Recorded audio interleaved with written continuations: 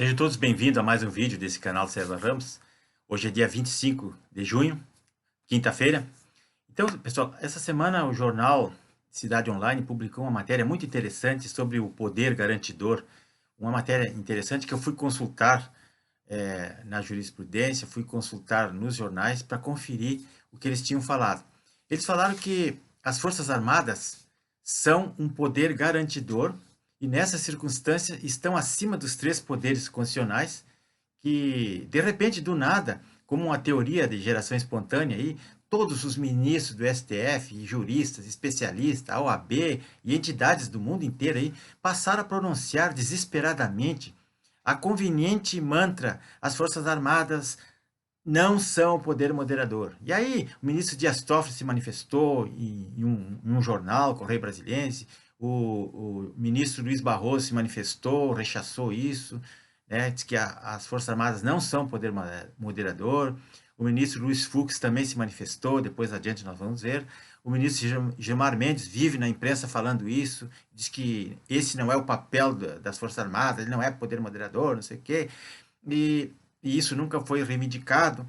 E a OAB sempre falou que o papel moderador representa um grande risco para a democracia, aquele bandido lá. E o ex-ministro Carlos Aires Brito, que foi presidente do STF, ele também disse que as Forças Armadas não são poder moderador, não sei o quê, não sei o quê. Então, esse mantra de poder moderador já enjoou, já cansou, é uma falsa narrativa para desviar o foco da realidade. E as pessoas que não são versadas no direito, ou que não estudaram isso, ou não leram a Constituição, então ficam preocupadas. Será que é? Será que não é? Vamos esclarecer bem isso aqui, conforme está na lei. Então, de fato, as Forças Armadas, elas não são poder moderador, elas nunca foram poder moderador e nem desejam ser. Pois exercer esse suposto poder moderador equivaleria a ser uma babá, né, lá para separar a briga de criança, né? Não são babá de poderes constitucionais também. As Forças Armadas, elas são muito mais do que isso, né? Elas, na teoria geral do Estado, elas são a razão de ser do Estado. A partir delas é que se criam as outras instituições. E eu nunca vi nenhum general abrir o bico, falar nada. Eles não querem nem saber disso aí. Claro que eles sabem muito bem a função de cada um, eles têm conhecimento. Então, para desmascarar essa falsa narrativa em andamento aí, jamais se ouviu algum integrante das Forças Armadas afirmar que elas são ou deixam de ser poder moderador. Então, o caso consegue ser até ridículo. O ministro Fux, agora recentemente, decidiu numa liminar de uma ação direta de inconstitucionalidade ajuizada pelo PDT, né, que queria que definisse as funções do presidente e das Forças Armadas, não sei o quê. Então, eles acham que as Forças Armadas seriam poder moderador. Então, dizer que é ou não é poder moderador é como o Moisés lá deliberar que Deus não é Deus, né? E tem aquele brocado jurídico que diz assim, ó, quem pode mais, pode menos. Portanto, o inverso, quem pode menos, pode mais, não é verdadeiro, é falso.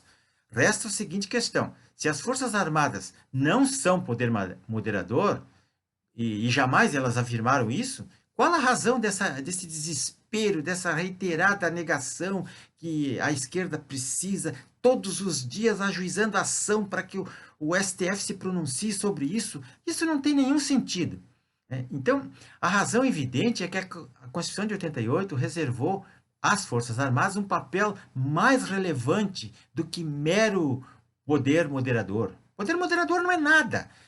As Forças Armadas têm muito mais poder do que isso. O jogo do equilíbrio, da independência e harmonia dos poderes constitucionais reservou o papel de xerife para as Forças Armadas, ou seja, um poder garantidor, né? O que é garantir?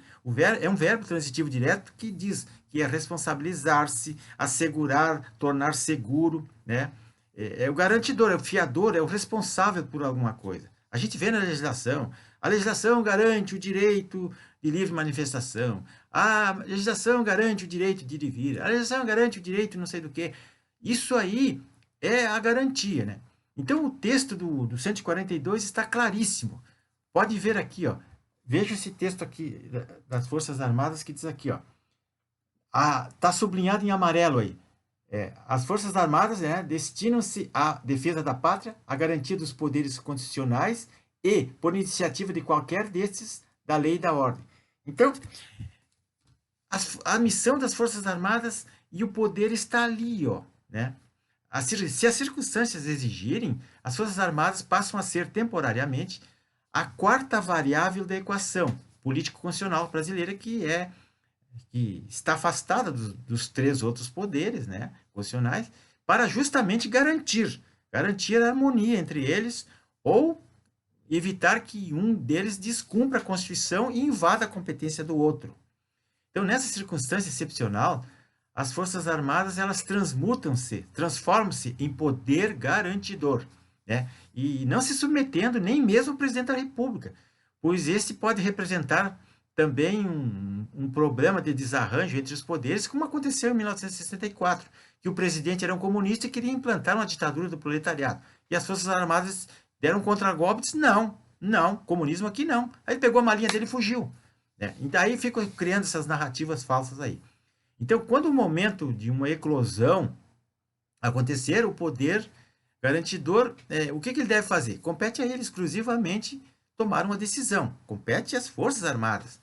Pouco importando os poderes constitucionais acham ou não acham, o que eles acham ou deixam de achar, as Forças Armadas decidem e pronto. Eles têm que defender o povo. Né? Eis que nessa excepcional circunstância que poderia acontecer, as Forças Armadas ela tem essa condição de xerife, de poder garantidor, que estão acima dos outros poderes. É preciso entender isto. Estão acima dos outros poderes e isso está previsto aqui na Constituição, embora seja deficiente, ela prevê isso aqui. Então, uma vez materializada uma circunstância que exige uma presença do poder garantidor, as Forças Armadas devem agir em razão inequívoca da determinação que está ali no 142 que eu mostrei, tomando as medidas que considerarem adequadas para restabelecer a garantia dos poderes constitucionais. Após esse restabelecimento, eles têm que se afastar, já na condição de independentes e harmônicos, que, segundo o artigo 2º, as Forças Armadas vão retirar-se do cenário político, não se perpetuando num eventual governo militar, como a esquerda morre de medo que aconteça. Então, esse poder garantidor nada tem a ver com os mantras falaciosos, mentirosos que a esquerda vive proferindo na imprensa aí, como ruptura institucional, golpe militar, intervenção militar. Isso aí nunca vai acontecer, nunca. Então, diz o provérbio inglês, a expectativa da morte é pior do que a própria morte. E é mais ou menos como o canto do cisne, né? É bom lembrar que os comandantes militares, se eles se omitirem, eles também, numa circunstância perigosa, como nós estamos vivendo, se eles se omitirem do poder garantidor, e quando se fizer necessário, eles poderão até responder por crime de responsabilidade. Eles têm uma responsabilidade de serem os garantidores. Outra coisa, essa semana aí, não sei que dia foi, dia 24 foi, a ministra Carmen Lúcia, combatendo o presidente da República, falando mal do governo, diz que acha difícil superar essa pandemia por causa desse desgoverno, não sei o quê, na condução da epidemia e não sei o quê. Só que ela esqueceu que tudo isso que está acontecendo é culpa do STF, que se intromete nas funções do presidente da República. Outra coisa são os governadores do Nordeste que se consideram independentes. Então, o que está acontecendo aí?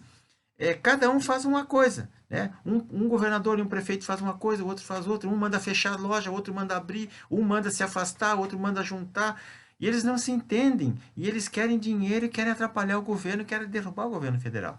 Então, não é culpa do presidente, não adianta, eu não votei na Carmen Lúcia, não votei no Gilmar Mendes, não votei no Dias Toffoli, eu votei no presidente. É ele que eu reconheço como meu representante, o resto estão aí para atrapalhar.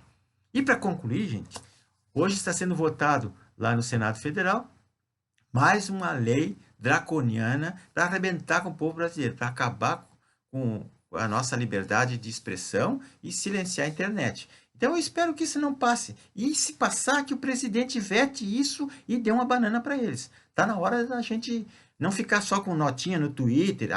Protestar no Twitter não adianta nada. E muito menos ficar fazendo textão na rede social, porque ninguém vai ler. Então, pessoal, peço a todos que se inscrevam nesse canal. E acesse meu blog lá, justicaepolitica.com, que lá tem muita coisa interessante que pode servir de base para todos.